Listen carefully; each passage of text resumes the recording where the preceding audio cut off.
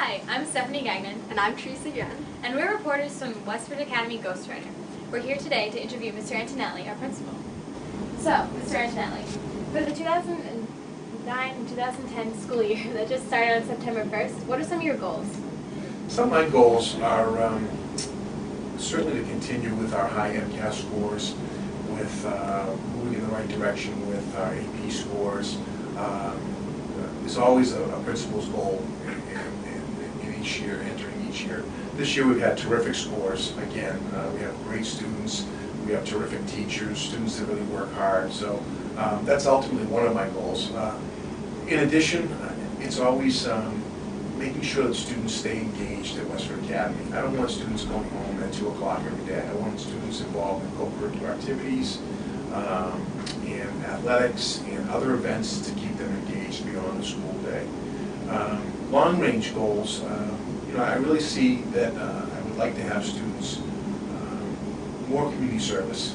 And right now it's a recommended 40 hours of community service, girls, and I would like to see somewhere in the range of 100 hours over 4 years. I also am looking at some of the requirements that students are involved in here at Westford Academy in regards to foreign language and fine arts. In foreign language, it's recommended that students stay 2 years, but I feel very strongly that that should be part of our core curriculum here at Westford Academy. The foreign language should be something that every student takes, as long as they have the ability to do so. Certainly, I wouldn't want to put anybody into a situation where they don't feel comfortable. Along with those amazing goals for all the students, do you also have goals for the schools, such as a good NEASC accreditation? Yeah, absolutely. Looking forward to the visit. It's been a long journey, 2 years of real arduous work and pulling together the self-study reports and such. I think I'm going to do very well. I'm very confident that we have thorough reports. People were very thoughtful in regards to pulling those reports together. I'm excited about having students finally involved in the process. They were along the way, but more students involved in the process, being shadowed and giving tours around the building. We're going to have some parent involvement. We're going to have school committee involvement. We're going to do a nice panel presentation to really impress them and give them a good feel about Westford Academy and what it's all about. I think we're a very, very strong school. Okay. And this fall there were lots of changes to the student handbook, like the iPod policy and the cell phone policies. So do you believe there was serious need for the student handbook rules to change? Well, the biggest piece of that really is the fact that students are involved with that process. And believe it or not, oftentimes students come up with policies that are much more strict than we even think of. So, we really wanted to take a look at, for instance, the iPods and so forth. And one of the things that was impacting, I know you guys heard this at the opening day presentations, but it was interrupting the server and so forth, a lot of different activities. So I particularly don't have a problem with a student using those things during quiet time or in the library, in the CAF, so we wanted to switch those rules. The problem is that if it becomes a health and safety issue or could be a harassment issue with the use of the electronics in regards to phones and so forth, using a cell phone which has a camera in inappropriate areas and such, we really had to take a step back and say, what do we want it to be defined as? How is Westford Academy doing its part to be environmental? Well, on most Friday afternoons, I will send out a reminder to faculty about making sure they turn off their computers, turn off their printers, shut off their lights, turn off any other electronic devices. So that's going to, minimize the amount of electricity. Last year, one of the superintendent's goals was to reduce the amount of energy use. He met that goal in regards to reducing energy usage by 5% throughout the district, which is a good chunk of change to the taxpayers and the community, and just in general, it's the right thing. The other piece is in recycle bins. We've done a good job, I think. The recycles don't have to be separated anymore between paper and plastic. You can put it all into one bin, and that gets recycled. Our custodians do a nice job with a huge building to recycle as much as possible, and so don't the ladies that work in the cafeteria. Okay. And what do you think of President Obama's recent back-to-school speech? Do you think it should have received as much criticism as it did from the standing point of principal? No. I think that his message was true. I think it was honest. I think it was, as the president of our country, he was trying to refocus students' energies and to make sure that they had a successful start to the school year. I was asked the question, would I have shown it if I was a classroom teacher? I would have shown it if I was a classroom teacher. There were other parents in the community that felt as though it should had no right being on in the building. And yet, on the other side of the coin, there were many parents that called me and were disappointed that it wasn't mandated.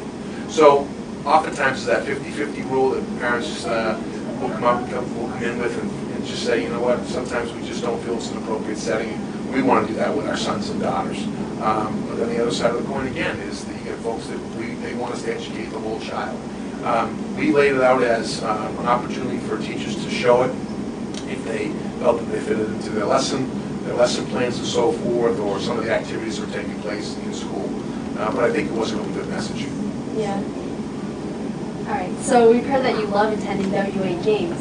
So what are some of your favorite memories during the games? Well, last week was one of my favorite moments because during the game, I got to witness some changes with the band, the marching band, and to see them in their new uniforms, to listen to the national anthem, to hear the music in between plays and so forth was spectacular.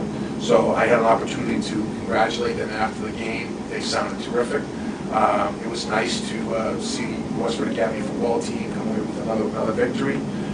Yesterday I got to go see the volleyball team defeat Chelmsford.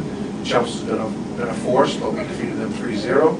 I have to tell you that one of my favorite things also was going to a basketball game, girls and boys basketball game here in Peppian, because I think it's an electric environment, and I just love the feel when I go into those games. So, you know, be it a volleyball game, soccer game, field hockey game, or lacrosse, or whatever, I just enjoy seeing the students being competitive. All right. And so when were you proudest of WA? On one occasion, I can't name one occasion. I just think when I see all the different pieces and parts that so many people contribute around Westford Academy, that's when I'm at my proudest moment. When I see, you know, for instance, Mrs. Henderson visit, you know, Eric's Emporium, Flower Emporium, and did 40 months and decorate on her own with some students, you know. That sense to me that people are proud of this place, that people are proud of the institution. When I see Mr. McLaughlin, head custodian, do an extra effort of painting a classroom for somebody, you know, above and beyond his regular job. You know, he's not a painter every single day, but he does things beyond the school day that make this place a great place. When I see a variety of different things that are happening in the cafeteria, or a teacher stepping up to do an activity when it's kind of a far-out activity, those are when it's not the one big thing. It's a multitude of things that make me proud of this institution.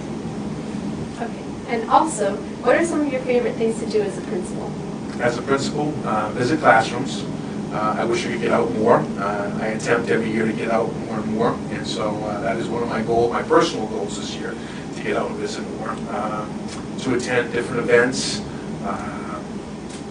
and just to engage with students as much as possible.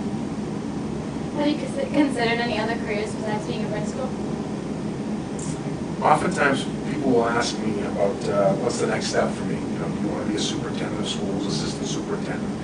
And at this point, I really have no aspirations. I like being here with students. I can't picture myself in a central office, you know, where there's no student interaction. I enjoy greeting students in the morning. I enjoy going to the different events. Not that you can't do that as a superintendent of schools, but I enjoy being in the trenches at the school, high school level. And the only other place I could see myself being is with a crazy tie. If I wasn't a high school principal, coming in with a crazy tie every day at the elementary level. I could never be a middle school principal. God bless those middle school principals. I think they do a great job. But I would be either a kindergarten, a grade 1, or grade 2 principal. Thanks so much for answering all of our questions for the Ghostwriter. And thanks so much for watching our Ghostwriter interviews on the new Ghostwriter website. Keep watching.